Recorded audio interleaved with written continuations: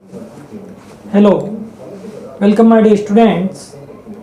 Today, today we are going to discuss about rearing of silkworm. यानी silkworm जो है रेशम के कीड़े उनको कैसे पाला जाता है. इससे पहले हमने देखा कि हमको सिल्क कहाँ से प्राप्त होता है और सिल्क जो है हमको एक सिल्कवॉर्म रहता है उससे प्राप्त होता है.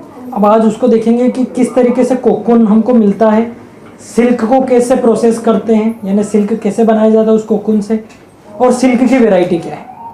So first rearing of the silkworm, यानी सिल्कवॉर्म को पालना. So what is meaning of rearing. Rearing मतलब पालना. हमने वूल के समय में देखा था कि शिप्स की रेयरिंग होती है, तो उनको कैसे कैसे पाला जाता है, किस तरीके से देखा जाता है. So we must know about this. Rearing of silkworm means to look after the silkworm by giving them proper food, shelter and health care. Rearing से क्या कहना है कि उनको प्रॉपर फूड दिया जाए, यानी उनको खाने पीने की वस्तु सही दी जाए, शेल्टर यानी उनके रहने की सही व्यवस्था की जाए, एंड हेल्थ केयर यानी कुल मिलाकर सिल्कवॉर्म, सिल्क मॉथ जो रहता है वो सही कंडीशन में रहे. अब इसकी बहुत सारी प्रोसेस है. सबसे पहले क्या होता है कि एक सिल्क के जो बड़े बड़े फार्म रहते हैं जहाँ पर सिल्क की रेयरिंग की जाती है, सिल्कवॉर्म की रेयरिंग की जाती है, तो वहाँ पर फीमेल सिल्क मॉथ जो है उनको सेपरेट किया जाता है. सो फीमेल सिल्क मॉथ को सेपरेट किया जाता है अलग से, उनके रहने की अलग व्यवस्था की जाती है और उनको जो है लिनेन बैग्स में रखा जाता है. कहाँ पर? लिनेन बैग्स के ऊपर. लिनेन बैग्स मतलब वो जो जैसे जूट टाइप के बैग्स रहते हैं उससे लिनेन बैग्स भी रहते हैं, थोड़े दूर दूर जाली टाइप के. उसके ऊपर फीमेल सिल्क मॉथ को रखा जाता है और वो लिनेन बैग के ऊपर एक ही टाइम में that female silk moth lays 200 to 500 eggs. और वो सिल्क मॉथ जो है फीमेल सिल्क मॉथ वो 200 से 500 अंडे वहां पर देते हैं. अब वो 200 से 500 अंडे देते हैं. एक ही फीमेल सिल्क मॉथ एक ही बार में 200 से 500 अंडे देती है. उन अंडों को क्या किया जाता है कि उनको एक जो बॉक्स बने हुए रहते हैं जिनको परफोरेटेड कार्डबोर्ड बॉक्सेस बोला जाता है, और ये बेम्बू ट्रेस के ऊपर बने हुए रहते हैं. इन बॉक्सेस में इन अंडों को रखा जाता है ताकि इनको वहां से सेपरेट किया सिल्क मॉथ के यहाँ से सभी अंडों को लेकर इन परफोरेटेड कार्डबोर्ड बॉक्सेस में रखा जाता है. और फिर इन बॉक्सेस से इनको, इसमें क्या है, अब ये जो परफोरेटेड कार्डबोर्ड बॉक्सेस है इसमें इनको 2-3 चीजें प्रोवाइड की जाती है. उसमें जो मेन चीज है इनको हाइजेनिक कंडीशन दी जाती है. यहाँ पर क्या दिया जाता है? एक तो हाइजेनिक कंडीशन मतलब ये जो एग्स है इनमें किसी प्रकार का इन्फेक्शन नहीं हो, इसलिए एक तो हाइजेनिक कंडीशन इनको यहाँ पर प्रोवाइड की जाती है. दूसरा इनको यहाँ पर जो है सूटेबल टेम्परेचर भी यहाँ पर प्रोवाइड किया जाता है. और तीसरा इनको यहाँ पर ह्यूमिडिटी भी प्रोवाइड की जाती है. अब ये परफोरेटेड कार्डबोर्ड बॉक्सेस में इनको एक तो हाइजेनिक कंडीशन मिलती है. ये जो इतने सारे एग्स देते हैं, अब ये तो एक सिल्क मॉथ की बात हो रही है, ऐसे वहां पर हजारों लाखों की संख्या में सिल्क मॉथ रहते हैं, तो ये पूरा एक बड़े स्तर पे काम चलता है. So after laying eggs, the eggs are kept in a perforated cardboard boxes in which some hygienic condition and suitable temperature with humidity they are provided. After that, अब कोई से भी किसी भी प्रकार के अंडे हैं उनको एक पर्टिकुलर टेम्परेचर चाहिए, तो इन अंडों को यहाँ से इंक्यूबेटर में प्रोसेस किया जाता है. इंक्यूबेटर कौन सी मशीन होती है? जहां पर डिजायर्ड टेम्परेचर दिया जाए. डिजायर्ड टेम्परेचर मतलब मनचाहा टेम्परेचर यहाँ पर बनाया जा सकता है. जो रिक्वायर्ड टेम्परेचर होता है अंडों को हैच करने के लिए, अंडों को पकाने के लिए, तो इन इंक्यूबेटर में इन सभी अंडों को यहाँ पर वो डिजायर्ड टेम्परेचर प्रोवाइड किया जाता है.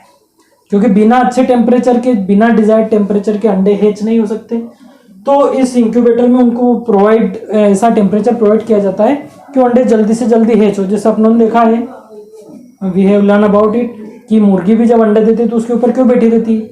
क्योंकि उसको प्रॉपर टेम्परेचर, उसको ऐसा तापमान दे सके ताकि वो जल्दी से हैच हो. एक पर्टिकुलर टेम्परेचर चाहिए होता है, तो वो आर्टिफिशियल तरीके से इंक्यूबेटर से प्रोवाइड किया जाता है. तो इतने सारे अंडों को इंक्यूबेटर में डिजायर्ड टेम्परेचर दिया जाता है ताकि उसमें से अंडे निकल सके टाइम पर. अब ये जो वो रहते हैं बेम्बू ट्रेस के ऊपर, है ना, उनको बॉक्सेस के अंदर रखा जाता है. तो यहाँ इंक्यूबेटर से उस पर क्या किया जाता है कि chopped mulberry leaves are spread.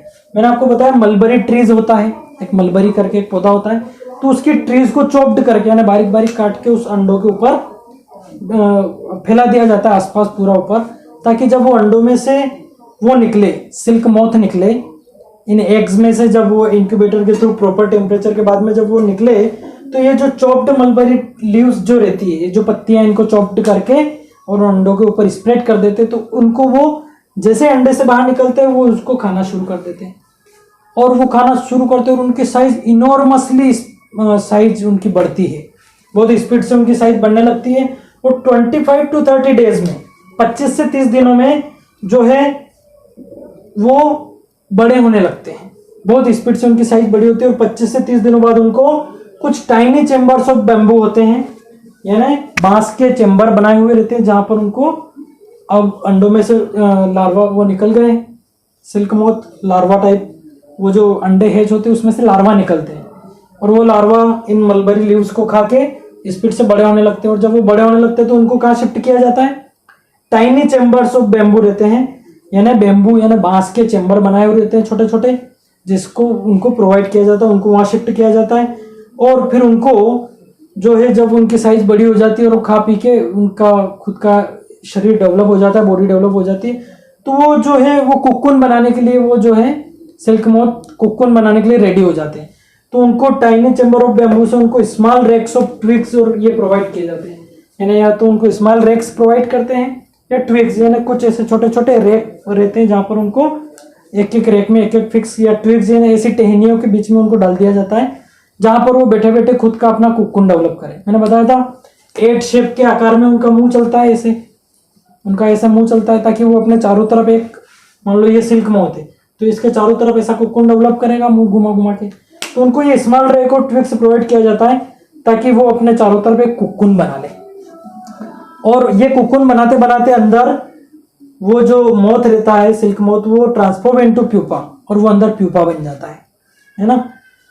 तो उस सिल्क मोथ के अंदर वो प्यूपा बन जाता है। अब यहां से कहानी शुरू होती है, जब हमारा कुक्कुन डेवलप हो गया, जो कुक्कुन बन जाता है उसी से हमको सिल्क प्राप्त करना रहती है। तो ये वो प्रोसेस हो गई कि किस तरह एक फीमेल सिल्क मोथ से अंडे रहते हैं और अंडों को अलग अलग प्रोसेस से गुजार के, और फिर वो अंडों में से बच्चे निकलते हैं, वो हैच होते हैं, फिर वो बड़े होते हैं, जब वो मलबरी ट्रीज खा के उनको बेम्बू के यहाँ पर ले जाते हैं, और वो खुद के चारों तरफ जो है कोकून एक आवरण बना लेते हैं। अब यहाँ पर आके प्यूपा बन गया और कोकून भी बन गया। अब आगे देखेंगे कि कोकून से सिल्क कैसे प्रोसेस की जाती है।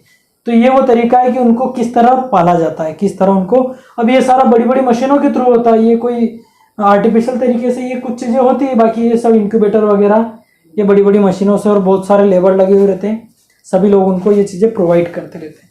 तो इस तरीके से हमारे पास कोकून आ जाता है। नाउ आफ्टर ऑब्टेनिंग कोकून्स, जब हमको सिल्क मोथ से कोकून प्राप्त हो गया तो प्रोसेस आती है फ्रॉम कोकून टू सिल्क। अब कोकून से सिल्क कैसे बनाया जाता है? So there are so many processes involving in to getting silk from the cocoon. So cocoon से सिल्क प्राप्त करने के लिए सबसे पहले कोकून्स को क्या किया जाता है? एक प्रोसेस से गुजारा जाता है जिसको बोलते हैं बॉइलिंग। बॉइलिंग मतलब हॉट वाटर के अंदर उस कोकून्स को निकाला जाता है और उसको ट्रीटेड इन ओवन, यानी अंदर कोकून्स के अंदर प्यूपा रहते हैं, तो उसको हॉट वाटर और ओवन के अंदर से गुजारा जाता है ताकि प्यूपा इन कोकून डाई, ताकि वो जो कोकून्स के अंदर प्यूपा डेवलप हो गए वो अंदर मर जाए या वो उनको खत्म किया जा सके। अगर प्यूपा कोकून के अंदर डाई नहीं होते हैं तो रेशम के थ्रेड्स को ब्रेक कर सकते हैं और हमको अच्छा मनचाहा सिल्क नहीं मिलता है। So first process is boiling, यानी कोकून्स को बॉइलिंग के थ्रू प्यूपा को अंदर डाई किया जाता है। उसके बाद एक प्रोसेस आती है रीलिंग। रीलिंग एक प्रोसेस है जब कोकून से पूरे थ्रेड टाइप उसको निकाला जाता है सिल्क को, यानी एक कोकून है पूरा बनाया हुआ ऐसे ऐसे ऐसे करके, अब इसमें से उसको कोकून को अलग निकालना, उसी प्रोसेस को बोलते हैं रीलिंग। रीलिंग के अंदर जो कोकून्स में से उस सिल्क को निकाला जाता है, वो सिल्क थ्रेड प्राप्त होता है हमको। अब ये सिल्क थ्रेड बहुत ही फाइन होता है, बहुत ही पतला होता है, बहुत बारीक होता है। तो 3 to 10 सिल्क थ्रेड को एक साथ, ये इतना फाइन होता है कि 3 to 10 सिल्क को एक साथ लेके फिर से रीलिंग की जाती है, और फिर से रीलिंग करने के बाद जो पूरा जैसे बारीक बारीक सिल्क को ऐसे मिला के और पूरा एक धागा निकाला गया तो एक थ्रेड बनता है।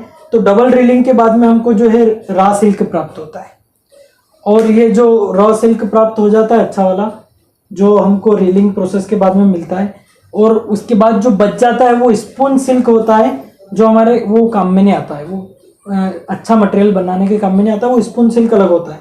अब ये जो रॉ सिल्क बना, अब इसको थ्रोइंग करके एक प्रोसेस होती है। थ्रोइंग मतलब इसको इस तरीके से ट्विक किया जाता है और मशीन के थ्रू होता है। जब ये पूरा एक इस तरीके से पूरा एक सिंगल थ्रेड बन जाता है, ताकि बाद में इसको ब्रेक करके अलग अलग सिल्क के थ्रेड या फाइबर नहीं निकाल पाए।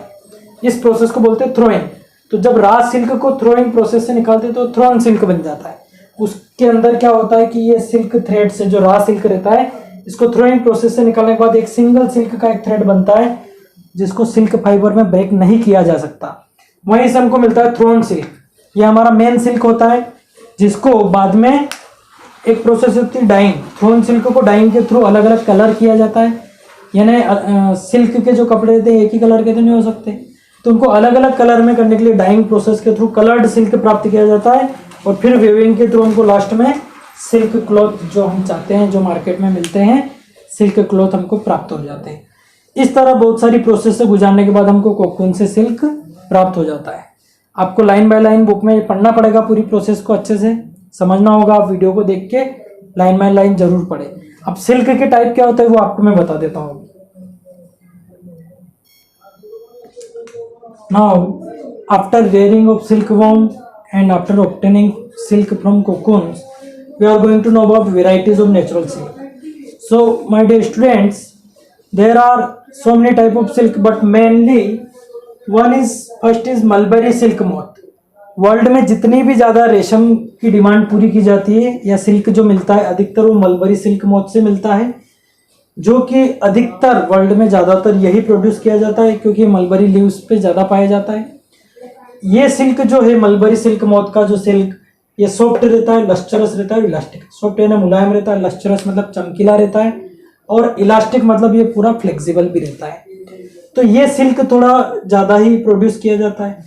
इसके बाद आता है टस्सार सिल्क वॉर्म्स।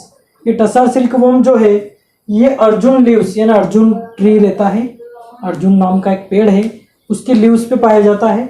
ये कमतर पाया जाता है और इसी को टस्सार सिल्क बोला जाता है। थर्ड होता है एरी सिल्क वॉर्म्स। एरी सिल्क वॉर्म जो है ये केस्टर लीव्स, केस्टर ट्री पे पाया जाता है। इस केस्टर लीव्स को खाकर इसी पे फीड होता है और इसी से हमको, अब इसमें जो सिल्क प्राप्त होता है, ये जो सिल्क मोथ रहते हैं ये ब्रिक रेड सिल्क प्रोवाइड करते हैं हमको। किस कलर का? ब्रिक रेड सिल्क, और इसी को एरी सिल्क बोला जाता है। क्योंकि कस्टर्ड लीव्स खाते हैं तो इस सिल्क का कलर कैसा हो जाता है? ब्रिक रेड सिल्क जैसा। नाउ लास्ट है मुगा सिल्क वॉर्म। ये सोम लीव्स पे ज़्यादा पाए जाते हैं, सोम लीव्स। और मुगा सिल्क वॉर्म जो है सोम लीव्स पे पाए जाते हैं। इसकी स्पेशलिटी क्या है? ये लस्टरस होते हैं, गोल्डन येलो होते हैं, यानी चमकीले होते हैं, और गोल्डन येलो मतलब थोड़ा सा सोने जैसा yellow colour, pale yellow colour रहता है इनका, लस्टरस गोल्डन येलो। और मुगा सिल्क वॉर्म इनसे प्राप्त होता है। और इसकी खासियत ये है कि ये सिर्फ और सिर्फ आसाम में, इंडिया के आसाम में ही पाया जाता है। पूरे संसार में, पूरे वर्ल्ड में ओनली आसाम में ही पाया जाता है, और वर्ल्ड में कहीं नहीं पाया जाता। बाकी तीनों वर्ल्ड में और जगह भी पाए जाते हैं। इस तरीके से आपका चैप्टर कंप्लीट होता है। So you have to go through your this chapter line by line. आपको पूरा चैप्टर लाइन बाय लाइन पढ़ना है अच्छे से। क्वेश्चन आंसर आपको जो है पीडीएफ के फॉर्म में प्रोवाइड कर दिए जाएंगे। पहले आप जो नोट्स बनाने हैं आप नोट्स बनाइए, बुक्स को पढ़िए, उसके बाद क्वेश्चन आंसर जो दिए जाएंगे उसको अच्छे से नोट डाउन करिए। Okay, bye.